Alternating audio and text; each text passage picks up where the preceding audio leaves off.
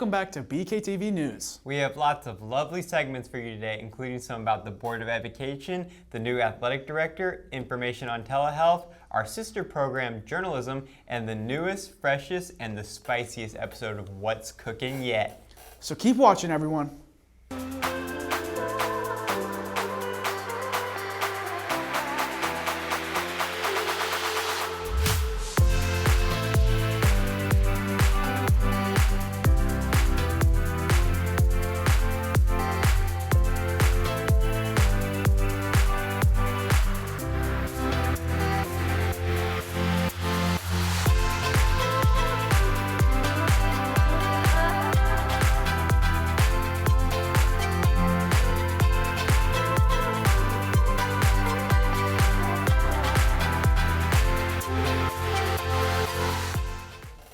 To start, we have a segment with Chad Mills, our new athletic director. We would like to recognize and thank Mr. Bacon for all he's done for this school district. Yeah, thank you, Mr. Bacon. Now let's learn more about Mr. Mills with Justice Boyer. After previously being the MAC and North County Athletic Director, Chad Mills is the new Activity Director here at FHS. I'm here with him today to talk about his future at Farmington. So I'm a Park Hill Central graduate, and then I went to college. I played basketball at Mineral Area College, and then I played basketball at McKendree College in Illinois. And then I got my master's in sports management through Missouri Baptist University. Did you play any sports in high school? Just basketball. So I played basketball, 4 years there at Central High School, and then like I said, 2 years at MAC and 2 years at McKendree. Do you have any family members here in the district? Yeah, I sure do. So we live in Farmington. Lived here a long time. My oldest daughter, Madison, is a freshman at Farmington. My middle child, Ava, is an 8th grader here at Farmington, and then Brody, my son, is a 5th grader. What are the primary responsibilities of being the athletic director? You know, you're just always putting out small fires. I mean, there's all kinds of stuff and information that's coming at you, questions that's coming at you, emails, texts, phone calls, and so you're just trying to get everything in the athletics world and activities world together, but you're always answering information. It seems like that is maybe the number one challenge of being an AD, is just the continuous questions and continuous problem solving that you're doing. So you just talked about your challenges. What's something that you enjoy about being in this position? Well, I love all of it. I love working with student athletes. I love working with coaches. I love the supervision of things. I love going to games. So it's the variety. I would say there's no profession like being an athletic director when it comes to variety. Every day's different. What are you most excited about being the activity director here at Farmington? Just, a new place. Like I said, we've lived in Farmington for a long time, and I'm close to school here. I love the facilities. This beautiful field house is awesome. Wilson Rozier baseball field, the football stadium. I mean, just all the different facilities are great. Being a resident of Farmington, I fully understand how many good people are from this town. I mean, there's so many neat folks down here, and so I'm just ready to hop in the middle of it and be a part of the Farmington community and get going, and that'll all happen after July 1. So now we know more about Chad Mills as an athletic director, but let's get to know him as a person. What's your favorite NBA team? Oh, that one's the easiest one ever, Memphis Grizzlies. I've been a Memphis Grizzlies fan. So when people hear that, Memphis Grizzlies are really good right now, right? But I liked them even when they were bad. Like I'm a Grizzlies fan no matter the record. What's your favorite movie? Favorite movie? My favorite movie is Big Lebowski. It's a bowling movie. It's old. So we talked about how old I was earlier, but it's old. It's an older movie. It's about bowling. What's your go-to food at any restaurant? Go-to food? I'm a huge pasta guy. Any kind of pasta, any kind of Italian thing. Favorite restaurant?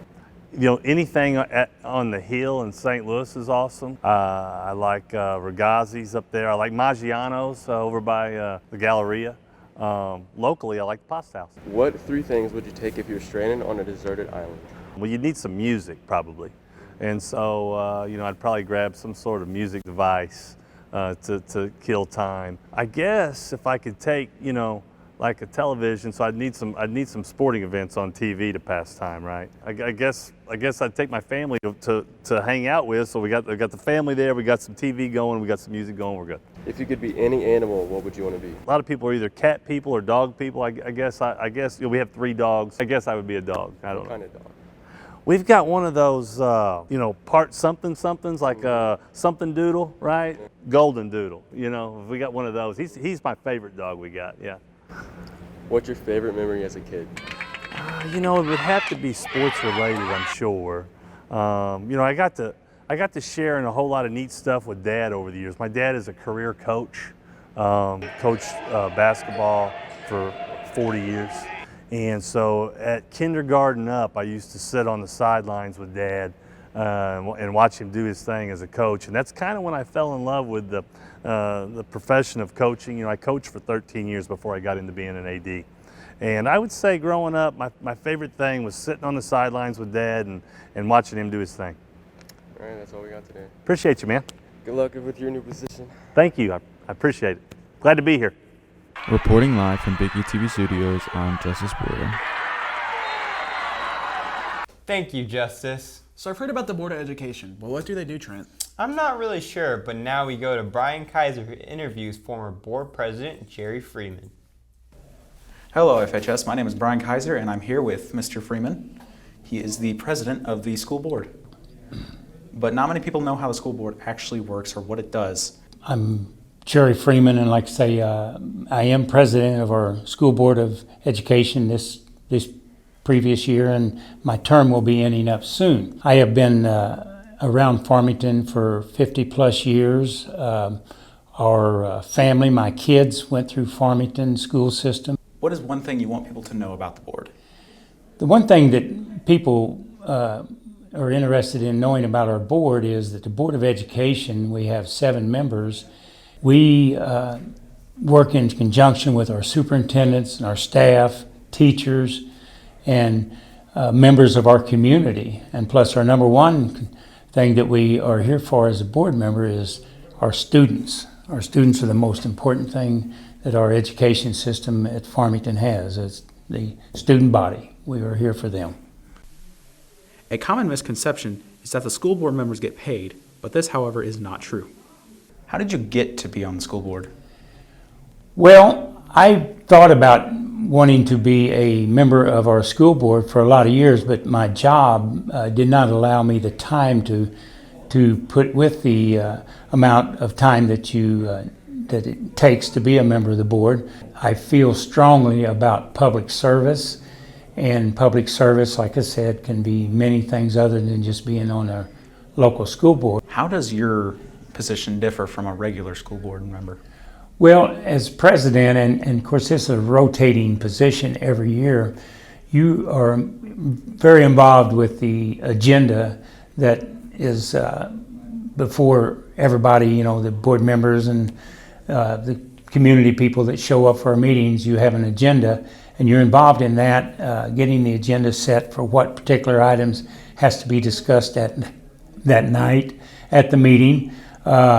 You work closely with the superintendent on some things that might be coming up, such as bond issues, you know, new construction in our school systems that periodically we have some issues that we put on a ballot to upgrade our facilities. You work closely, you sign a lot of papers that has to be your signature on them as board president.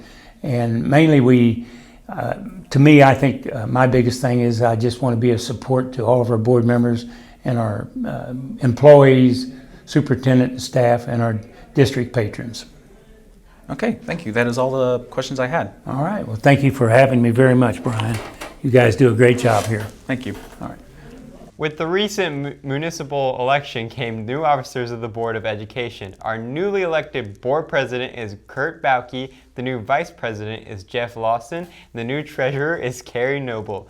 Additionally, Mr. Lawson and Mr. Noble retained their positions on the board. Congratulations, members. Keep leading the school district to success. Hey, Trent, I wonder what the journalism class does. Oh yeah, Jace Dennison gives us an inside look at our journalism program at FHS. Did you know that FHS has an online newspaper featuring stories by student journalists? FHSnightlife.com features a wide variety of content written by members of the Convergence Journalism class right here at the high school. I discussed the class and the content with a few of the aspiring journalists in the class. They described their stories and some of the topics that they cover. I've never stuck to one type of story really. I write about entertainment, things happening in the school. The story that I'd say is probably my most interesting story or most exciting story. There's a band that's based out of St. Louis called It Comes in Waves, and I got to interview their lead singer and talk to him about some things. I generally write on things like media and entertainment wise. I wrote on 12 Angry Jurors. I did like a review of the play. I also review like movies, and I write about video game news and just kind of stuff happening in that world. I asked them how the class was run and how it was different from their other classes. So, almost every class period we have a class discussion, I guess, and just talk about things that are happening in the world and locally and that kind of thing. And then after that, we decide what we want to write about. Then we'll fill out a Google form that's basically like a pitch sheet. And if that gets approved, which it usually does, then there's like an article planning sheet where you write out like basically the kind of the gist of what the article is, who you want to interview, the questions you're going to ask them, that kind of thing. Finally, I spoke with them about why people should read their articles. I feel that our stories, most of them are very well written, and they are informative most of the time.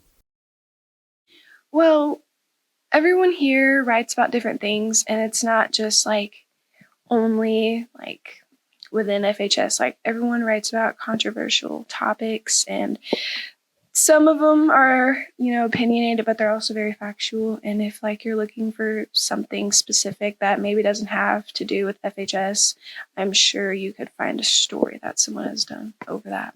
Yeah, there's probably a story for you and your opinions and your beliefs and everything on the website. To check out all of these stories for free, pull out your phone or school Chromebook and go to FHSnightlife.com.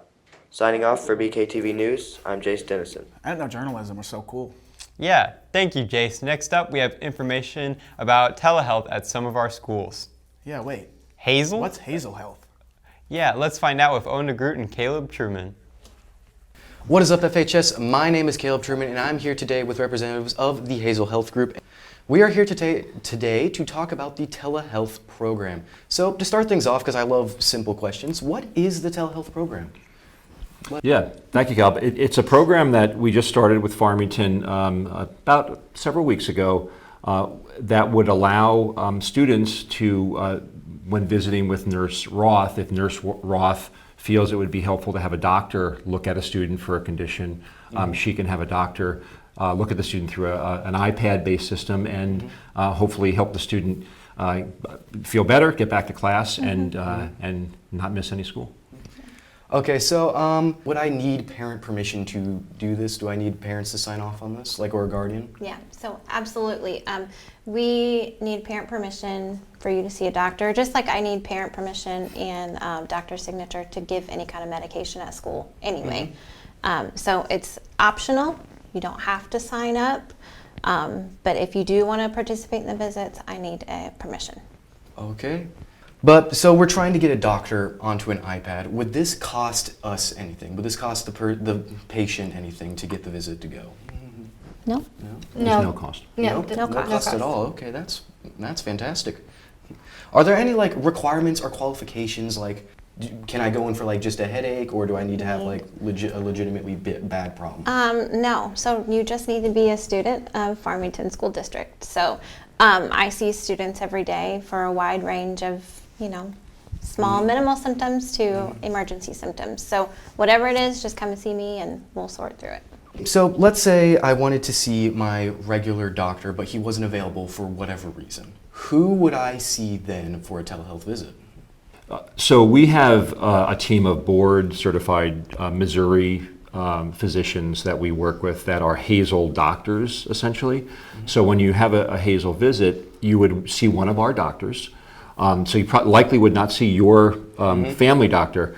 But what we will do is we will communicate with your family doctor and share what we call the discharge or information about what we saw you for, so that we can make sure your family doctor is aware of that. We don't ever seek to be what they call the medical home for any students. The medical home should be someone in the community, and we encourage that, and we really work hard to connect any students that might not have a family doctor with someone in the community as well. Okay. So if I'm not seeing like my regular doctor, would I be still able to get prescription from this other doctor? Yes, you can. At school, you can get over-the-counter medication after seeing a Hazel provider if that's necessary, and they can also prescribe prescription medications to your local pharmacy as well. When are these doctors available? Are they like available throughout the whole school day, or is it like certain time blocks? What is it? So during school hours, you can come and see me. And then at home, it's 7 to 5 if you did an at-home visit, 7 a.m. to 5 p.m. Okay, fantastic. I believe that's all we have. Thank you guys so much for coming, and have a good day. Thank you, Caleb. Thank you.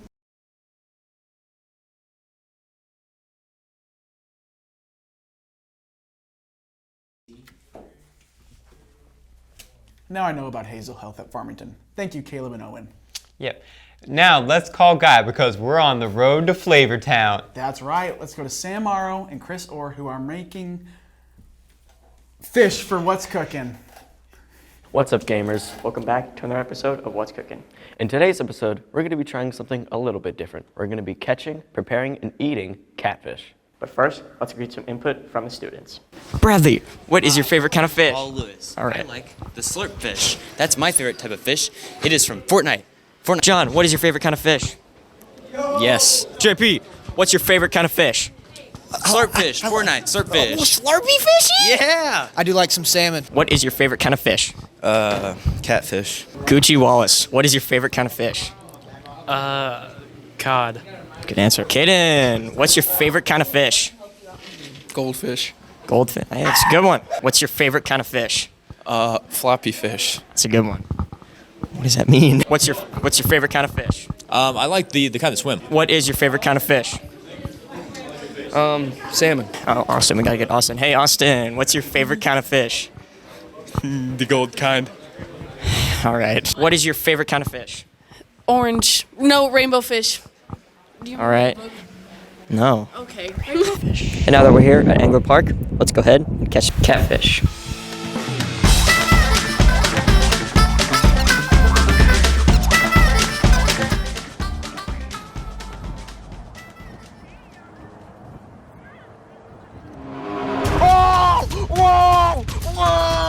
Oh my god! It's here! It's coming! Oh my god! Whoa! And now that we're back here in Head Chef Chris Orr's kitchen, Let's go ahead and take a look at those ingredients. for this recipe, you will need lemons, butter, salt, olive oil, pepper, and flour. And of course, you gotta get the catfish. First, you want to pour in 1/2 cups of flour into a bowl. First, you want to take your tilapia and wash it off in the sink, and then pat it down with a few paper towels. What do you mean tilapia, Chris? Catfish, guys. We're washing catfish. Usually during this process, you would have to debone the fish, but because we're trying to save time, we're just not going to do that.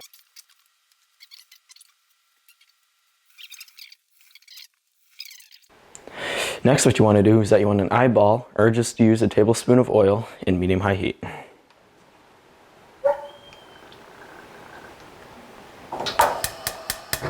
Next, you want to lightly coat your catfish in a nice coat of flour.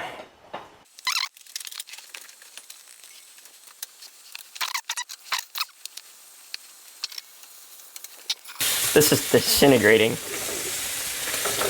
doesn't look like what it was when we started.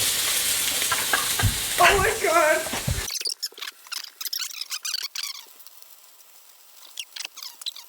Oh This no, is that kibble. piece does not This look is edible. kibble, dude.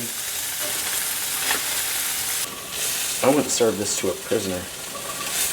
Alright, cheers.